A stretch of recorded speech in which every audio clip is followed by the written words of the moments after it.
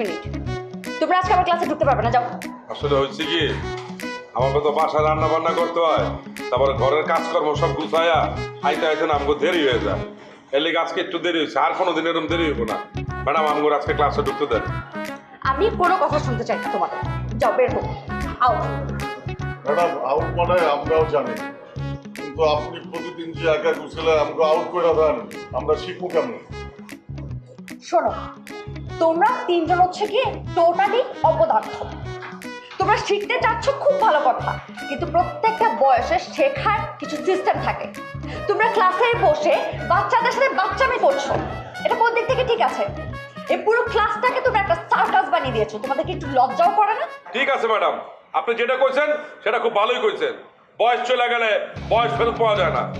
মনের বয়সে যে আসল বয়স, এই কথাটা যে কইছে না, ওরা যদি সামনে পাইতাম না, তার প্রায় কান চাপড়টি ঘুরায় ফেলাইতাম।